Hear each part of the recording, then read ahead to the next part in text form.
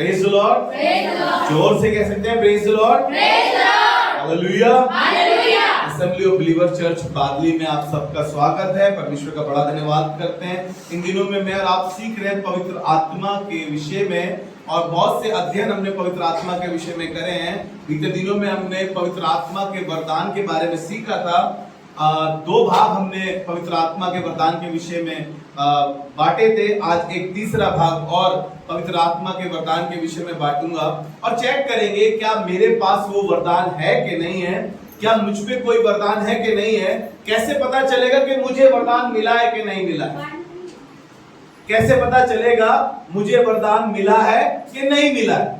हमें मालूम चलना चाहिए कि हमें वरदान मिला है, और बाइबल बताती है कि परमेश्वर ने सबको वरदान दिया है। Praise the Lord. हमें चेक करने की जरूरत है कि मुझ पे वो वरदान, हमें लगता है कि यार नहीं, मेरे पे कोई वरदान नहीं है, मुझे परमेश्वर ने कोई वरदान नहीं दिया। और वरदान किस लिए दिया जाता है, वरदान क्यों मिलता है, आज हम थोड़ी देर चर्चा करेंगे। बाइबल के कुछ वचनों से हम अध्ययन करेंगे। जैसे हमने बीते दिनों में 9 वरदानों के विषय में सीखा। पहला कुरिन्थियों उसका 12वां अध्याय उसके 8 पद से लेकर 10 पद तक हमने 9 वरदानों के विषय में पवित्र आत्मा के सीखा।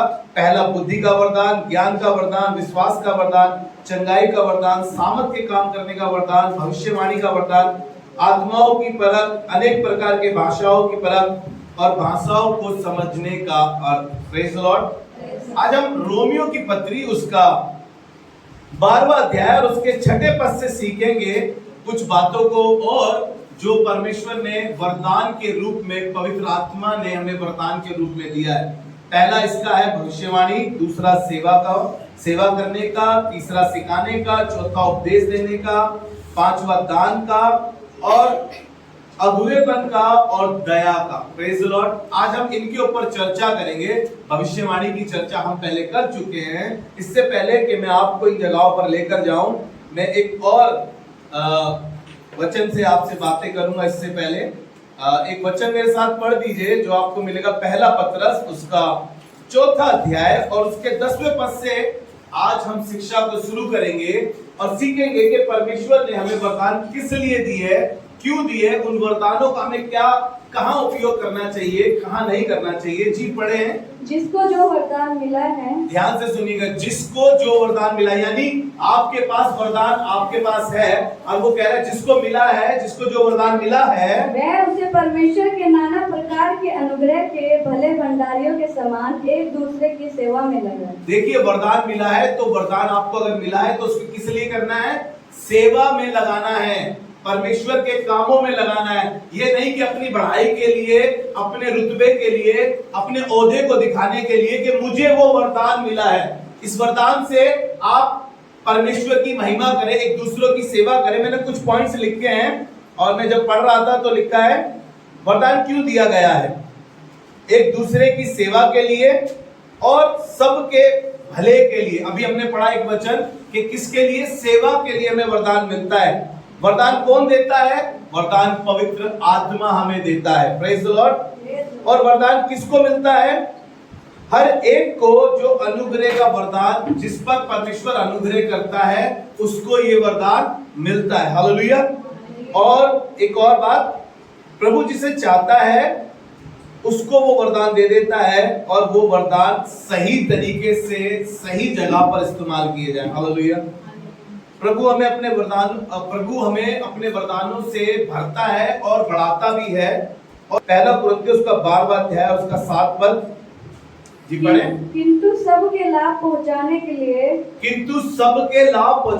लिए, हर एक को आत्मा का प्रकाश दिया जाता है। हर एक को आत्मा का प्रकाश दिया जाता है। Praise the Lord. कोई और नहीं, सिर्फ एक ही आत्मा है जो हमें ये सब बातें देता है। मान लीजिए आपको लग रहा है कि मुझे पता नहीं भाई साहब मेरे पास कौन सा गिफ्ट है, मुझे पता नहीं है कि मेरे पास मुझे कौन सा वरदान मिला है। सोच के देखिए, एक बच्चे का बर्थडे है और उसके पास बहुत से गिफ्ट्स आए हैं। हम बात कर रहे हैं पवित्र आत्मा के वरदान, पवित्र आत्मा के वरदान के विषय में हम बात कर रहे हैं। Gifts of the Holi spirit, पवित्र आत्मा के वरदान के विषय में हम बात कर रहे हैं। और एक बच्चे को उसके बर्थडे में बहुत से गिफ्ट मिले हैं, लेकिन जब तक वो उस गिफ्ट्स को, उस रैपर को खोलेगा नहीं, तो उसको मालूम नहीं चलेगा कि उसके अंदर कौन सा गिफ्ट है। इसी तरीके से मुझे और आपको कई बार मालूम नहीं चल पाता कि मुझे कौन सा वरदान मिला है। शायद आपको प्रार्थना का वरदान मिला है और आप आलसी हैं और आप थक जाते हैं प्रार्थना करते करते। शायद आपको बाइबल स्टडी का मिला होगा, शायद आपको उपदेशक का मिला होगा, शायद आपको प्रचार करने का मिला होगा। आप चेक नहीं कर पाते। आप सोचते कि यार मुझे तो प्रचार करना आता नहीं, मैं तो पादरी भी नहीं हूं, मेरे पास तो कोई डिग्री नहीं है, मैंने तो पास्टरशिप करी नहीं है, मैं कैसे प्रचार करूंगी। आपके पास थोड़ा है लेकिन आप उसे परख नहीं पा रहे या उसे मांझ नहीं पा रहे। Praise Lord. आज मैं और आप इस बात को समझेंगे कि किस तरीके से पवित्र आत्मा हमारे जीवन में उन वरदानों को लेकर आता है। हालेलुया। एक जगह आपको लेकर चलता हूं। आपको याद होगा कि यीशु मसीह ने कुछ तोड़ों का दृष्टांत दिया है। Praise Lord. आपको याद होगा एक तोड़े के विषय में यीशु मसीह ने तोड़ों के विषय में बात करी है। ये आपको मिलेगा मत्ती रचित समाचार उसका 25 अध्याय उसके 14 पद से लेकर 30 पद तक। यहाँ पर एक बात लिखी है, तोड़ों के दृष्टांत के विषय में बात करेंगे। यहाँ पर 3 व्यक्तियों को तोड़े दिए गए हैं और उनको कहा गया था जब वो जा रहा था इस शहर से दूसरे शहर, तो वो अपने सेवकों को, उनका स्वामी अपने सेवकों को कुछ तोड़े देकर गया था। जिसकी जैसी काबिलियत थी, जिसकी जितनी क्वालिफिकेशन थी, उसके हिसाब से उसे तोड़े मिले थे। और जिसको 5 तोड़े मिले थे उसको 5 तोड़े, उसने जाकर 5 तोड़े और कमाए। ध्यान से सुनिएगा, 5 तोड़े और कमाए। जिसको 2 तोड़े मिले थे उसने 2 तोड़े और कमाए। जिसको 1 मिला था उसके लिए लिखा है वो आलसी था, उसने उसे जाकर मिट्टी में दबा दिया। जब स्वामी लौट कर आया और 5 वाला उसके पास आकर कहता है, स्वामी तूने मुझे 5 तोड़े दिए थे, देख मैंने 5 और कमाए। तब स्वामी ने क्या बोला, हे विश्वास योग्य और अच्छे दास, मेरे आनंद में आनंद कर। दूसरे ने आकर भी यही कहा कि तूने मुझे 2 दिए थे, मैंने 2 और कमाए। उसने उसको भी कहा कि तू भी अच्छा और विश्वास योग्य दास है, तू मेरे आनंद में सहभागी हो, मेरे साथ आनंद कर। जब तीसरे को बोला तो तीसरे ने बोला, मैं जानता हूं तू कठोर व्यक्ति है, जहां तू बोता नहीं है वहां से तू काट लेता है, और मैंने तेरा तोड़ा जाकर मिट्टी में दबा दिया, ये ले अपना तोड़ा। उसने कहा जब तू जानता है तो तू जाकर सर्राफों को दे देता, मैं अपने आप वसूल कर लेता। आपको मालूम है ये दृष्टांत मुझे और आपको समझा रहा है। आपको गिटार बजाने का तोड़ा मिला होगा, आप दूसरे को सिखाएं। आपको बजाने का, आपको गाने का तोड़ा मिला होगा, आप दूसरे को सिखाएं, बढ़ाएं उसको। आप सोच रहे हैं कि अपने पास तक सीमित रख ले हम उसको। और ये दृष्टांत हमें बता रहा है कि हम अपने तोड़ों को चमकाएं। आपको प्रार्थना का तोड़ा मिला है, और प्रार्थना करें और प्रार्थना करें। हम अपने तोड़ों को चमकाना शुरू करें। हमारे को तोड़े मिले हैं, बाइबल बता रही है वो सबको देता है, कोई ऐसा व्यक्ति नहीं है जिसे नहीं देता। एक जगह आपको लेकर चलूंगा जल्दी से, रोमियो की पत्री उसका 12वां अध्याय और उसके 6ठे पद से पढ़ेंगे। रोमियो की पत्री उसका 12वां अध्याय और उसके 6ठे पद से पढ़ेंगे आज हम। जी पढ़ें। जबकि उस अनुग्रह के अनुसार, जबकि उस अनुग्रह के अनुसार जो हमें दिया गया है, हमें भिन्न भिन्न वरदान मिले हैं। ध्यान से सुनिएगा, हमें भिन्न भिन्न वरदान मिले, अलग अलग वरदान मिले। जी पढ़ें। तो जिसको भविष्यवाणी का दान मिला हो, जिसको भविष्यवाणी का वरदान मिला हो, वह विश्वास के परिमाण के अनुसार भविष्यवाणी करे। यदि सेवा करने का दान मिला हो, यदि सेवा करने का दान मिला हो, आज जो हम सीखेंगे पहली बात, सेवा का दान। Praise the Lord. हम सेवा का दान जब सोचते हैं तो हमें लगता है ये पास्टर को मिला है सिर्फ सेवा का दान। पास्टर एक सेवक है, उसको ये सेवा का दान मिला नहीं। बहुत सी सेवा के काम है जिसमें खुदा आपको इस्तेमाल करना चाहता है। चर्च में बहुत सी तरीके की सेवाएं हैं जिसमें खुदा आपको इस्तेमाल करना चाहता है। लेकिन आप एक सेवक के रूप में तब आएंगे जब आपको मालूम चलेगा कि मुझे ये वरदान मिला। चर्च में बहुत से काम होते हैं, हर पासवान सारे काम अकेला नहीं कर सकता। आपको कुछ कुछ काम दिए जाते हैं, कुछ कुछ काम आपको सौंपे जाते हैं चर्च के, वो आपको सेवा का काम मिला है। हमने भी एक गीत गाया, सेवा पूरी करके पाऊं इनाम प्रभु ऐसा दो वरदान। अरे सेवा पूरी, इससे अच्छा कोई वरदान ही नहीं है कि आप अपनी सेवा पूरी करने पाए। पौलुस इस बात को कहने लगा और कहने लगा कि मैंने अपनी दौड़ पूरी की है, मैंने अपने विश्वास की रखवाली की है, मैंने अच्छी कुश्ती की है, मैंने अपनी दौड़ पूरी की। Praise the Lord. सेवा पूरी करने पाऊं। आपको जो सेवा का काम मिला है चर्च में, चाहे साउंड सिस्टम सजाने का हो, चाहे गिटार आपको कुछ काम का बजाने का काम हो आपका, चाहे चर्च को सफाई करने का काम हो, चाहे आपको चर्च में पानी लाने का ही काम क्यों ना मिले, ये सेवा है आपकी।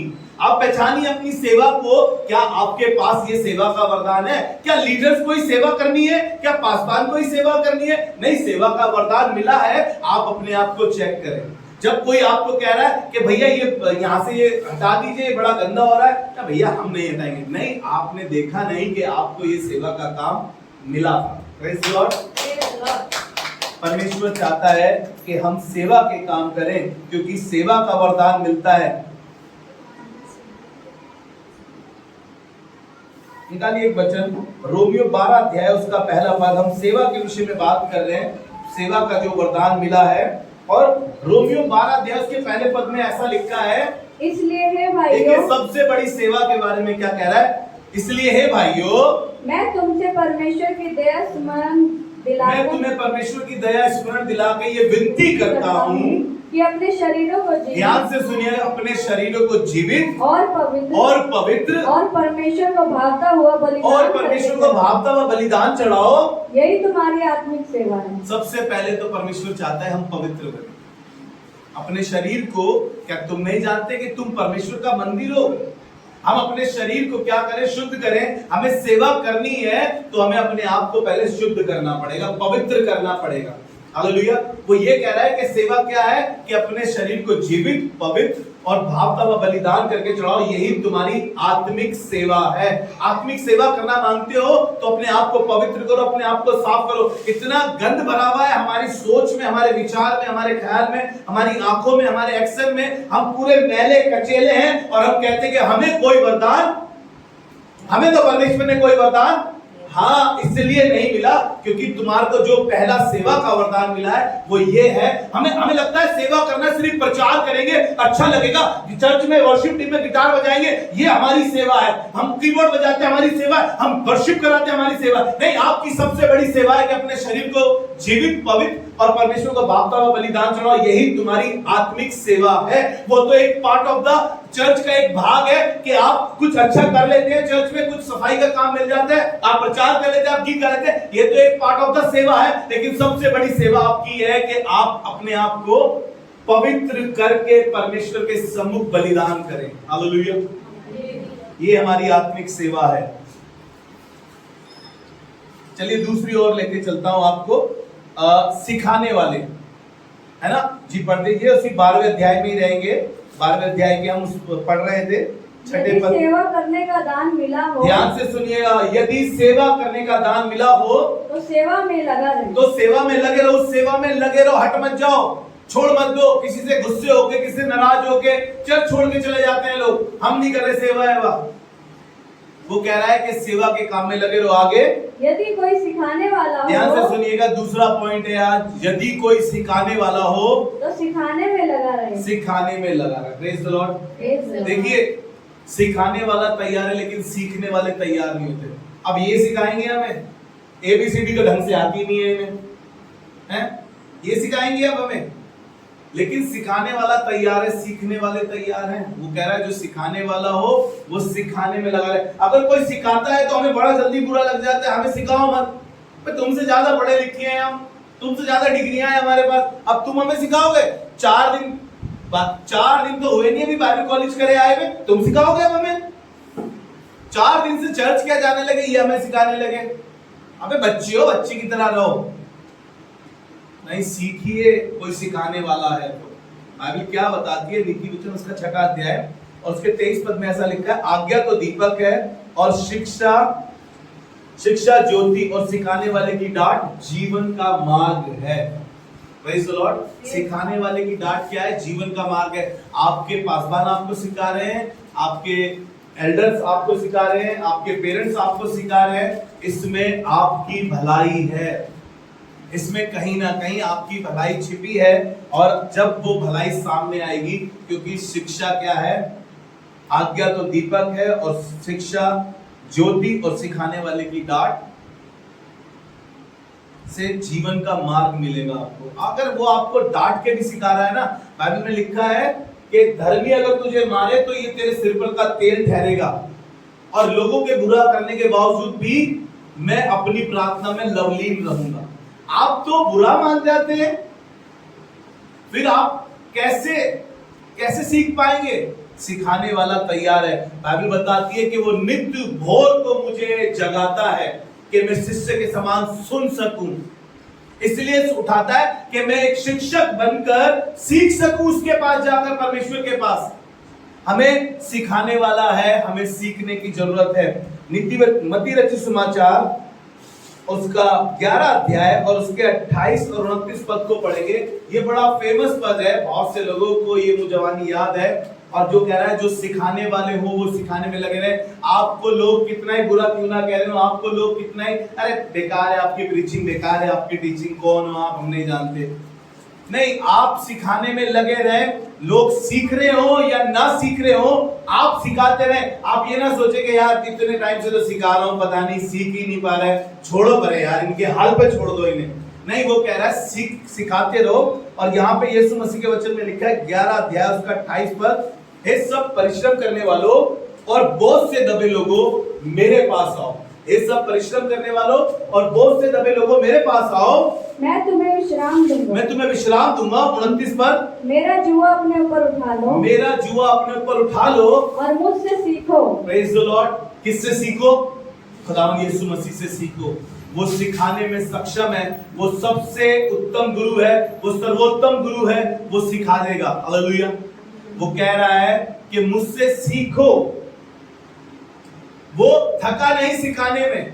लोग पेटू पियक्कड़ उसको कहते थे, लोग उसको कहते थे कि ये तो पढ़ाई का बेटा है, इसको इतना ज्ञान कहां से आ गया। जब वो मंदिर में फरीसियों को सिखा रहा था, लोग को वो सिखाता रहा, लोग उसके विषय में कुछ भी कहते रहे, लोग कुछ भी कहते रहे, वो हटा नहीं अपनी शिक्षा को देने के लिए। वो बार बार यही कहता रहा कि मैं पिता की ओर से आया हूं। जो मुझे जानता है, जिसने मुझे देख लिया, उसने पिता को देख लिया। फिलिप्पुस तू इतने दिनों से मेरे साथ है, फिर भी कहता है मुझे पिता को दिखा दे। वो सिखाता रहा। Praise the Lord. तो कह रहा मुझसे सीखो क्योंकि मैं नम्र हूं, मन में नम्र हूं, और क्योंकि मैं नम्र और मन में दीन हूं। मैं नम्र और मन में दीन। सिखाने वाला नम्र और दीन बने। ये नहीं कि छड़ी की हाथ से ही झांकती जाए, नहीं, नम्र बने सिखाने के लिए। जी आगे चलेंगे, एक और बात सीखेंगे जो उपदेशक है। बाइबल में इसके बारे में लिखा है, रोमियो के उसी 12वें अध्याय में लिखा है, और जो उपदेशक हो वो वह उपदेश देने में लगा रहे। जो उपदेशक हो वो उपदेश देने में लगे रहे। बाइबल ये कह रही है कुछ उपदेशक हैं, आप खुदा के बारे में बता रहे हैं, लोग नहीं मान रहे, लोग नहीं विश्वास कर रहे। नूह से सीखिए। नूह 100 साल तक लोगों को उपदेश देता रहा, भाई जहाज में आ जाओ, भाई जहाज में आ जाओ, बच जाओगे, आ जाओ, मान जाओ, जल प्रलय आने वाला है, देखना इतने साल बारिश होगी, इतने दिन बारिश होगी और पूरा जहाज, जो जहाज में आएगा वो बच जाएगा, मान जाओ, आ जाओ। कोई नहीं मान रहा था, लेकिन उसने उपदेश देना बंद नहीं करा। हम क्या करते हैं, भैया बहुत बार बता दिए इन्हें प्रभु के बारे में, ये आते तो हैं। आप अपना काम करते रहे, उपदेश देते रहे आप। वो कह रहा है जो उपदेशक को वो उपदेश देने में लगा रहे। हालेलुया। यीशु मसीह को हमेशा उपदेश देते हुए आपने देखा होगा, पहाड़ी उपदेश लिखा है। मत्ती रचित सुसमाचार निकाल लीजिए 5वां अध्याय, और उसकी हेडलाइन लिखी है पहाड़ी उपदेश।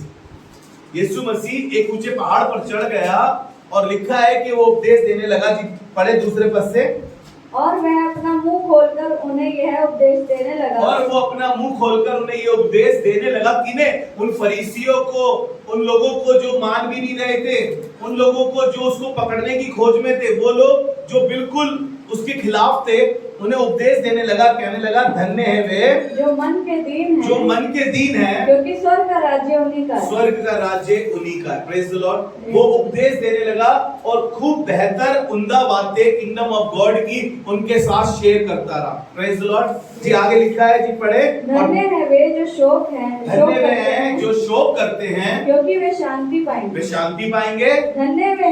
धन्य है वे जो नम्र हैं, हाँ, क्योंकि वे पृथ्वी के अधिकारी जो हैं। नम्र हैं वो पृथ्वी के अधिकारी होंगे। जी धन्य है वे जो धर्म के भूखे और प्यासे हैं, हाँ, क्योंकि वे तृप्त किए जाएंगे। जी क्योंकि धन्य है वे जो दयावंत है, क्योंकि उन पर दया की जाएगी। Praise the Lord. आप पढ़ लीजिएगा अपने घर जाके धन्य वचन। वो उपदेश देता रहा पहाड़ी उपदेश में। आपने पौलुस को देखा होगा, पौलुस को लोग पहले कह रहे थे कि यार ये कैसे उपदेश दे रहा है। पौलुस ने खूब कलीसियां एस्टैब्लिश करी, खूब जा जाके उसने यीशु मसीह का उपदेश दिया। जब उसकी उससे मुलाकात हो गई, मैं और आप जब खाली चेयर्स देख रहे हैं यहाँ पर, मैं और आप जब देख रहे हैं कि हमारे पड़ोसी खुदा से अनजान है, हमारे परिवार के लोग खुदा से अनजान है, हम उन्हें खुदावन यीशु मसीह का उपदेश दे सकते। Praise the Lord. उपदेश देने में आप लगे रहे। पहचानिए कहीं आपके पास ये वाला तोड़ा तो नहीं है, इसे चमकाइए। और पौलुस के विषय में लिखा है कि वो बहुत सी कलीसियाओं को एस्टैब्लिश करता रहा, उपदेश देता रहा। और मैं और आप भी बहुत से लोगों के पास अच्छी अच्छी बातें कर सकते हैं जाकर, बजाय इसके कि हम उनके साथ गंदी और बुरी बातें करें, उन्हें हम खुदा यीशु मसीह का उपदेश दे सकें। Praise the Lord. दान देने वाला उद्धारता से दान दे। जो दान देने वाला है वो उद्धारता से दान दे। आपको लग रहा है कि आपके पास कुछ नहीं है, आप कैसे करेंगे, आप कहां से दान देंगे, लेकिन बाइबल बता रही है जो दान देने वाला है वो उद्धारता से दे। मतलब आप मुझको बता क्या मैं उद्धारता से दान दे सकूं? मैं तो अभी तक दबा के रोक के देता हूं। मुझे तो मालूम नहीं है खुदा बाप, मेरे घर का खर्चा मुश्किल से निकलता है, मेरे घर की चीजें मुश्किल से हो पाती है, लेकिन वो कह रहा है जो दान देने वाला है वो उद्धारता से दान। हालेलुया। क्यों कह रहा है? आपको मालूम होगा वो छोटा लड़का उस पहाड़ी उपदेश में जब 3 दिन तक लोग यीशु मसीह के साथ चल रहे थे, और वहां पे यीशु मसीह ने एक कहा अपने चेलों से कि मुझे तरस आता है इस भीड़ पर, ये 3 दिन से मेरे साथ चल रहे हैं भूखे प्यासे। चेलों ने कहा इन्हें विदा कर। उसने कहा तुम इन्हें खाने को दो। उन्होंने कहा हमारे पास कुछ नहीं है खाने को, इतना लेकर आएंगे इस जंगल में पूरा भी नहीं पड़ेगा, कहां से लाएंगे? वहां पर एक बच्चा था जिसके पास 5 रोटी और 2 मछली थी। आपको मालूम है उस बच्चे ने क्या करा? दे दिया। यीशु मसीह ने क्या करा? उसे मल्टीप्लाई कर और 5000 लोगों को खिला दिया। आपको इसलिए बता रहा हूं क्योंकि आपको तो लगता है कि यार हमारा मुश्किल से चलता है। उसको भीड़ में वो बच्चा शायद अपने घर से निकला होगा यीशु मसीह के साथ, 3 दिन की कन्वेंशन होगी। उसने कहा 3 दिन की कन्वेंशन में अगर मुझे रास्ते में भूख लग गई, अगर कुछ खाने को नहीं मिला, खाना लेट मिलेगा, तो कम से कम मम्मी ने टिफिन बांधा है, मैं उसे खा तो लूंगा। आपको मालूम है उस बच्चे ने अपने बारे में नहीं, उसने क्या करा? वो दे दिया और यीशु मसीह ने उसे मल्टीप्लाई कर दिया। आपका देना खुदा बाप आपके लिए मल्टीप्लाई कर देगा। नीति वचन बताता है, नीति वचन में लिखा है कि भेंट हमारे लिए द्वार खोलती है और हमें राजाओं के सामने, राजाओं के सम्मुख खड़ा करती है। और एक स्त्री के विषय में आपको बताऊंगा, उसके दान देने के विषय में। ये कंगाल विधवा थी, घर पे कोई मेन पावर नहीं थी, कोई कमाने वाला मर्द नहीं था, लेकिन ये एक विधवा औरत है और लिखा है साथ ही साथ कंगाल भी है, साथ ही साथ कंगाल भी है। आप निकाल के पढ़ना चाहते हैं इसको, ये आपको मिलेगा लूका रचित सुसमाचार उसका 21 अध्याय, उसके पहले पद से चौथे पद तक जब आप पढ़ेंगे इसको, लिखा है ये स्त्री कंगाल थी और साथ ही साथ विधवा थी। इसके पास 2 दमड़ी थी और ये 2 दमड़ी लेकर खुदावन के घर में गई और इसने दान पात्र में डाल दिया। इसकी चर्चा आज तक होती है क्योंकि ये स्त्री उस दान को जो इसके पास था, इसकी पूरे दिन की वो जीविका थी, जो मजदूरी थी, एक दिन की वो मजदूरी थी, इसके पास वही 2 दमड़ी थी और इसने वो 2 दमड़ी उस दान पात्र में डाल दी। पढ़ना चाहते हैं जी? पढ़े। फिर उसने आंख उठाकर धनवानों को अपना अपना दान भंडार में डालते देखा। देखिएगा धनवान भी थे वहां पर पैसे वाले भी थे, रुतबे वाले भी थे, जिनका बैंक बैलेंस बहुत था, उनके विषय में बात कर रहा है। कहने लगा उसने धनवानों को फिर दान डालते हुए देखा, उसने एक कंगाल विधवा को भी उसमें 2 दमड़ियां डालते देखा। उसने एक कंगाल विधवा को भी 2 दमड़ी डालते हुए देखा। तब उसने कहा, मैं तुमसे सच कहता हूँ कि इस कंगाल का विधवा ने सबसे बढ़कर डाला। Praise the Lord. उसने कहा कि इस कंगाल विधवा ने सबसे बढ़कर डाला है, क्योंकि इसने अपनी घटी से डाला है और सबने अपनी बढ़ती से डाला था। हालेलुया। आपके पास जब थोड़ा हो तब भी खुदावन का हिस्सा खुदावन को दो, क्योंकि बाइबल बताती है जो केसर का है वो केसर को दो और जो खुदावन का है वो खुदावन को दो। हालेलुया। जिसको मिला है दान का वरदान वो उद्धारता से दान दे। बाइबल बताती है कि वो हर्ष से देने वाले से प्रसन्न होता है, कुड़कुड़ाकर नहीं, दबाकर नहीं, झुंझुलाकर नहीं। अबे यार ऑफरिंग का टाइम आ गया, अब क्या करूं, कहां गया वो 5 का नोट, कहां गया, जेब में ढूंढते ही रहेंगे, कहां गया वो चेपी लगा हुआ नोट जो कहीं नहीं चल रहा था, कहां गया। जैसे हम बाकी चीजों में भाग लेते बढ़ चढ़कर हम भाग लेते हैं, और हम ऐसे ही दान के समय पर वो कह रहा है उद्धारता से दान दे। हमें इसमें बढ़ चढ़कर भाग लेना चाहिए, जबकि हम और चीजों में भाग लेना चाहते हैं बढ़ चढ़कर। और बाइबल बता रही है जो दान करने वाला है वो उद्धारता से दान करे। हालेलुया। लिखा है ना कि दबा दबा कर और ना ही कुड़कुड़ा कर। कैसे? हर्ष से देने वाले से खुदावन प्रसन्न होता है। चलिए एक और जो अगवे हैं जी पढ़े इसको, जो अगुवाई करने वाले हैं जी पढ़े। जो अगुवाई करे वह उत्साह से करे, वो उत्साह से करे। जो दया करे, बस जो अगुवाई करे वो क्या करे? उत्साह से करे। चर्च नहीं आए तो कब आओगे? आजकल तुम चर्च नहीं आ रहे। नहीं sister ji, praise the Lord, आप सबने चर्च नहीं आई, थोड़ा मिस किया आपको हमने। उत्साह से करे। वेरी गुड, खूब बढ़ो खुदा के कामों में, खूब बढ़ते जाओ तुम। उत्साह से करना है हमारे, खूब उत्साह से भरे हुए होने चाहिए। हम ही उत्साह से नहीं भरे हुए, दूसरे को क्या उत्साह से भरेंगे?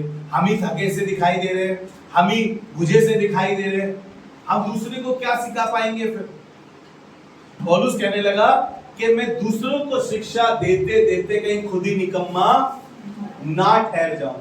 इसीलिए वो कह रहा है कि उत्साह से भरे हो आप। Praise the Lord. सिस्टर जी, आज अच्छा लगा आप संडे चर्च में। थर्सडे इबादत भी जरूर आइया करें, जरूर आना थर्सडे इबादत भी।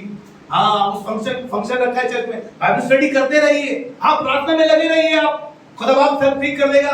देखिएगा आप, एक दिन आपका बच्चा ठीक हो जाएगा, आपका पति बदल जाएगा, बिल्कुल ठीक हो जाएगा, नशा छोड़ देगा। एकदम उत्साह से भरे होने चाहिए आप। जब आप अगुवाई करें तो खूब उत्साह से भरे हो। मूसा को देखो, वो लोगों की अगुवाई करता था। ऐसे लोग जो कुड़कुड़ाते थे, बुड़बुड़ाते थे, बावजूद वो खारे पानी को मीठा करके पिलाता था, बावजूद इसके कि वो चट्टान पर मार के पानी पिला देता था। वो टिड्डियों के समान उनके लिए मीट बरसवा रहा है खुदा से, उसके बावजूद भी वो कुड़कुड़ाते थे, बुड़बुड़ाते थे, लेकिन फिर भी लिखा है मूसा उनकी अगुवाई करता रहा। हालेलुया। मूसा बुरा नहीं मान गया, मूसा ने छोड़ नहीं दिया, मूसा उनकी अगुवाई लिखा है करता ही रहा। जो दया करने वाले हैं वो हर्ष से करें। जो दया करने वाले वो कैसे करें? हर्ष से करें दया, है ना। हर्ष मतलब खुशी, मतलब खुशी से करना है आपको, कुछ भी करना है तो दया कर रहे हैं आप किसी पे। आपको याद है यीशु मसीह ने उस सामरी पर दया करी थी जो यरूशलेम को छोड़ के यरीहो को जा रहा था। कैसी दया करी आपको मालूम है? बिल्कुल खुशी से अपनी सवारी रोकी, भले ही पासबान ने ना रोकी हो, भले ही वो वर्शिप लीडर चला गया वहां से जो लेवी था, लेकिन खुदावंद यीशु मसीह लिखा एक सामरी आया, उसने अपनी सवारी पर उसको बिठाया, उसकी मरहम पट्टी करी, उसके सराय के मालिक को पैसा भी दिया बिल्कुल खुशी से, और क्या कहा? जो तेरा और लगेगा तो लौटते हुए दे दूंगा भाई, लेकिन सेवा बढ़िया से करना, मरहम पट्टी अच्छे से करना, इसकी खातिरदारी अच्छे से करना, इसको अच्छे से अच्छा खिलाना, मैं तेरा पैसा जो लगेगा दे दूंगा। ये नहीं कह रहा कि भाई मैंने यहाँ डाल दिया, अब तेरी मर्जी है, कर तो कर, ना कर रहा तो मत। नहीं, वो कह रहा है दया करने वाला हर्ष से दया करे। याद है मैं अभी बता रहा था, यीशु मसीह को उन पर लिखा है दया आई। जब भीड़ उसके साथ चलती थी, लिखा उसने उस पर दया आई उसको, क्योंकि वो भूखे थे उनके साथ। जो दया करे वो हर्ष से दया करे। जी निकाले एक वचन और, प्रेरितों के काम उसका 4 अध्याय उसके 29 पद को पढ़ेंगे। फिर उसके बाद एक और वरदान के विषय में आपसे बात करूंगा। अब हे प्रभु उनकी धमकियों को देख और अपने दासों को यह वरदान दे। खुदावन से लोग इल्तिमास कर रहे हैं, गुजारिश कर रहे हैं कि उनकी धमकियों को देख और मेरे लिए एक काम कर कि मुझे वरदान दे कि तेरा वचन बड़े हियाव से सुनाए। Praise the Lord. पौलुस कहने लगा कि मुझे ऐसा हियाव दे कि तेरा वचन बड़े हियाव से, ऐसा वरदान दे कि तेरा वचन बड़े हियाव से सुनाऊं। कोई डर ना हो। हम डरते हैं बाइबल लाते हुए भी, छिपा के लाते हैं बैग में, छिपा के लाते बैग में, कोई देख ना ले, चर्च डालेंगे अच्छा। और पौलुस क्या दुआ कर रहा है, कह रहा है ऐसा वरदान दे कि तेरा वचन पूरे हियाव के साथ सुनाओ, मेरे पास डर का कोई नामो निशान ना हो। आज बताती कि उसने हमें भय की नहीं वरन सामर्थ की आत्मा दी है। और पौलुस कहने लगा, जी आगे पढ़ें, चंगा करने के लिए तू अपना हाथ बढ़ा कि चिन्ह और अद्भुत काम तेरे पवित्र सेवक यीशु के नाम से किए जाए। Praise the Lord. जितने भी वरदान है, वो चंगाई का हो, भविष्यवाणी का हो, विश्वास का हो, परख का हो या सेवा का हो, ये सब वरदान सिर्फ एक ही दे सकता है, वो है परमेश्वर। हालेलुया। आप सोच के देखिए, मैंने एक कहानी आपको सुनाई है, मैं जल्दी से कहानी पर आपको लेकर चलता हूँ। एक राजा ने एक दिन ऐलान करा कि मेरे महल में कल द्वार खुलेगा, जो जिसको छू लेगा वो सब उसका हो जाएगा। याद है ना आपको ये कहानी, लवन्या को बुलाकर लवन्या ने मुझे छू लिया था, है ना। तो सब कुछ उसका हो जाएगा। सब इंतजार करने लगे, सब सोच रहे थे कब। राजा ने कहा जो छू लोगे वो राजा तुम्हें दे देगा, चाहे सोने का हो, चाहे पीतल का हो, चाहे तांबे का हो, चाहे वो किसी भी धातु का बना हो, चाहे आपने जो छू लोगे वो आप। सब उत्साहित थे, गेट खुलते ही सब गए, सबने जो छुआ वो उसका हो गया। एक छोटी सी बच्ची निकलकर राजा को जाकर छू लेती है। अब सोचिए, इससे पहले कि वो सब चीजें अब जो रह गई है, अब ऐसा नहीं है कि राजा कुछ भी अपने लिए नहीं बचा कर रखेगा, उसने बहुत कुछ अपने लिए बचा कर रखा होगा। अब जो राजा का था वो सब उस बच्ची का हो गया। इससे बढ़िया हमारे पास वरदान भरे हो, हमारे पास वरदान का दाता होना चाहिए। हालेलुया। क्योंकि चंगाई यीशु के नाम से आती है, सब चीजें यीशु के नाम से आती है, भविष्यवाणी यीशु के नाम से आती है। जब हमारे पास वो होगा जो वरदानों को देता है, तो क्या हमारे साथ वो अद्भुत काम नहीं होंगे? हालेलुया। इसलिए जरूरत है कि हम वरदानों की धुन में रहें तो सही, लेकिन हमारे पास वो दाता होना चाहिए जो वरदानों से भरता है। हमारे पास वरदान हो और यीशु ना हो तो कुछ भी नहीं हो सकता। हालेलुया। एक जगह और लेकर चलता हूं, यहाँ पर कुछ और वरदानों के विषय में लिखा है। इफिसियों की पत्री उसका 4 अध्याय 7 पद पढ़ेंगे पहले इसका, फिर इसके 11 से पढ़ेंगे मैं और आप। यहाँ पर ऐसे लिखा है, जी पढ़ें। पर हम में से हरेक को मसीह के दान के परिमाण के अनुसार अनुग्रह मिला है। हम में से हरेक को कह रहा है, हम में से हरेक को मसीह के दान के परिमाण के परिणाम के अनुसार अनुग्रह मिला है। इसलिए वह कहता है, हाँ, वह ऊंचे पर चढ़ा। बस ये 11वां पद पढ़े हम इसका। उसने कुछ को प्रेरित नियुक्त करके। देखिए सबको मिला है हमें वरदान, हमें चेक करने की जरूरत है। अगर बच्चा रैपर नहीं खोलेगा गिफ्ट का तो उसे मालूम नहीं चलेगा उसके पास क्या गिफ्ट आया है। और जब वो गिफ्ट उसके पास, उसको वो रैपर को खोल लेगा तो वो देखेगा कि मेरे पास ये गिफ्ट है, तो वो उस खिलौने से खेल पाएगा।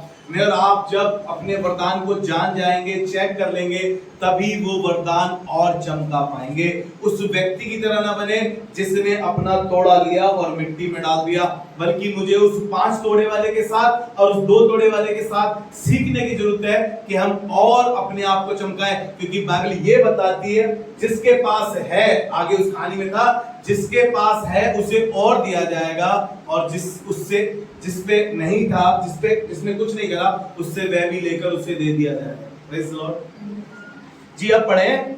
उसने कुछ को प्रेरित नियुक्त किया है, और कुछ को भविष्यवक्ता नियुक्त कुछ करके, को भविष्यवक्ता नियुक्त करके, और कुछ को सुसमाचार सुनाने वाले नियुक्त करके, और कुछ को सुसमाचार सुनाने वाले नियुक्त करके, और कुछ को रखवाले और उपदेशक नियुक्त कुछ को रखवाले और उपदेशक नियुक्त करके दे दिया। नियुक्त करके दे दिया। 13वें पद तक पढ़ दीजिए। जिससे पवित्र लोग सिद्ध हो जाए, जिससे पवित्र लोग सिद्ध हो जाएं, और सेवा का काम किया जाए, और सेवा का काम किया जाए, और मसीह की देह उन्नति पाए, और मसीह की देह उन्नति पाए, जब तक कि हम सब के सब विश्वास और परमेश्वर के पुत्र की पहचान में एक ना हो जाए। Praise the Lord.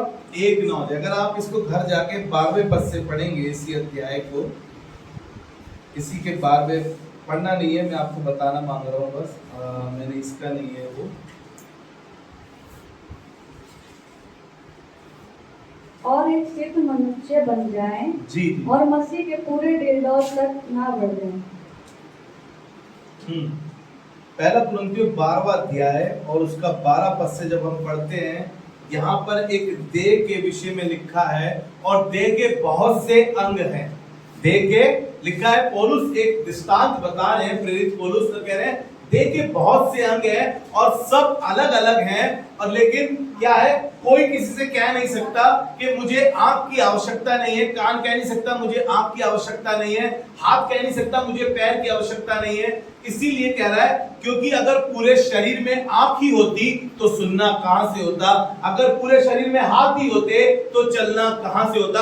बहुत सी बातें पौलुस कह रहा है। इन बातों को कहते कहते वो एकदम से इसके हम पढ़े, इसके 27 पद से पढ़ें तो यहाँ पर प्रेरित पौलुस ये समझाने लगे और कहने लगे कि देखो, सबको अलग अलग वरदान मिले, लेकिन सब वरदानों में एक कॉमन बात है कि वो सब परमेश्वर की देह की उन्नति के लिए काम करते हैं, अपनी उन्नति के लिए नहीं, लेकिन खुदावन की देह की उन्नति के लिए काम करते हैं, और ये सब धर्मी लोगों के लिए लाभ की बातें हैं। और आगे कहने लगा, जी पढ़े इसके, इसी के 27 पद से पढ़ें। इसी प्रकार तुम सब मिलकर मसीह की देह हो, इसी प्रकार तुम मिलकर मसीह की, सब मिलकर मसीह की देह हो, और अलग अलग उसके अंग हो, और अलग अलग उसके अंग हो, और परमेश्वर ने कलीसिया में अलग अलग व्यक्ति नियुक्त किए और हैं। परमेश्वर ने कलीसिया में अलग अलग व्यक्ति नियुक्त किया है। अगर सोचिए, मैं ही गिटार बजा रहा हूँ, मैं ही कॉन्गो बजा रहा हूँ, मैं ही कीबोर्ड बजा रहा हूँ, मैं ही गाना गा रहा हूँ, मैं ही प्रचार कर रहा हूँ, मैं ही सफाई कर रहा हूँ, मैं ही पानी लेकर आ रहा हूँ, सब काम मैं कैसे कर पाऊंगा, बताइए आप। इसलिए परमेश्वर ने कलीसिया में फर्क फर्क लोगों को नियुक्त किया है, फर्क फर्क सेवाएं दी हैं, लेकिन क्या है, सब एक ही है, जिससे मसीह की महिमा होती है। हालेलुया। जी पढ़ें। प्रथम प्रेरित, दूसरे भविष्यद्वक्ता, तीसरे शिक्षक, फिर सामर्थ के काम करने वाले, फिर चंगा करने वाले, और उपकार करने वाले, और प्रबंध करने वाले, और नाना प्रकार की भाषा बोलने वाले। इसमें से एक और पकड़ लेते हैं, प्रबंध करने वाले। भाई पानी खत्म है, कोई हो पानी का प्रबंध करने वाला। अब पासवान प्रीचिंग छोड़ के पानी लेने जाए, कैसा लगेगा? प्रबंध करने वाले। कलीसिया में कुछ डेकोरेशन होने वाली है भाई, कोई प्रबंध करने वाला हो। कलीसिया में यहाँ पे गंद पड़ा है, कोई सफाई करने वाला हो, प्रबंध करने वाले, है ना। अलग अलग लोग रखे हैं, कुछ लोग प्रबंध करने वाले हैं। जब कोई फंक्शन होता है तो कुछ ना कुछ, किसी ना किसी को जिम्मेदारियां सौंपी जाती है, हर किसी को कुछ ना कुछ जिम्मेदारी होती है, सब अपनी अपनी रिस्पॉन्सिबिलिटी पूरी करते हैं, अकेला बंदा नहीं कर सकता। इसीलिए प्रबंधक हैं, कुछ जो काम होता है उसमें प्रबंधक होते हैं। ऊपर और भी एक था, जी पढ़े उसको भी ऊपर से दोबारा से। इसी प्रकार तुम सब मिलकर मसीह की देह हो, हाँ, और अलग अलग उसके अंग हो, और परमेश्वर ने कलीसिया में अलग अलग व्यक्ति नियुक्त किए हैं। प्रथम प्रेरित, हाँ, दूसरी भविष्यवक्ता, हाँ, तीसरे शिक्षक, फिर सामर्थ के काम करने वाले, फिर चंगा करने वाले, और उपकार करने वाले। ये एक और वर्ड्स आया, उपकार करने वाले। जब आपको लग रहा है आप किसी की मदद कर सकते हैं, कोई बीमार है उसके लिए प्रार्थना कर सकते हैं, आपको लग रहा है कि आप उनकी कुछ पैसे से मदद कर सकते हैं, आपको लग रहा है कि आप उन्हें हॉस्पिटल ले जा सकते हैं, ये है उपकार करने वाले। मुझे तो लग रहा था कि वो 9 ही वरदान है जो बड़े बड़े वरदान है, भविष्यवाणी का, चंगाई का, विश्वास का, आत्माओं की परख का, और ये सब नहीं, बहुत से वरदान हैं। हमें नॉलेज नहीं है हमें कौन सा वरदान मिला है, हमें सीखने की जरूरत है अभी कि प्रभु तूने मुझे कौन सा वरदान दिया है। प्रभु वो वरदान जो तूने मुझे दिया है मेरी जिंदगी पे उस पे एक रैपर लगा है, प्रभु वो रैपर हट सके ताकि मुझे मालूम चले कि मेरा वरदान कौन सा है। हालेलुया। बहुत से और इसके अलावा भी बहुत से काम है। आप बहुत इंटरनेट का आपको ये काम आता है, टेक्नोलॉजी काम आता है, आपको वीडियो बना लेते हैं आप कुछ, ये भी एक वरदान है। आप बजा लेते हैं, आप खाना बना लेते हैं, आपको बहुत अच्छा खाना बनाना आता है। जब कलीसिया में कुछ काम होता है तो आपके पास ये वरदान है, आप अच्छा खाना बना लेते हैं, ये वरदान है। आप चेक करिए आपको कौन सा वरदान मिला है। हमें लग रहा है कि ये 9 वरदान है, इसमें से 9 वरदानों में से एक भी वरदान नहीं है, लेकिन बहुत से वरदान खुदावन ने आपको दिए, बहुत से वरदानों से आप भरे हैं, और खुदा चाहता है कि हम उन वरदानों को, आपको शायद एक सहायक के रूप में रखा है। आप पास्टर के साथ सहायक बनकर चलते हैं, बहुत से काम होते हैं जो आप उनके साथ, पासवानों के साथ मिलकर करते हैं। आप चेक करिए आपके पास वरदान है, आप अनजान नहीं है वरदानों से, लेकिन मैं और आप अनजान बने हुए जरूर हैं। हालेलुया।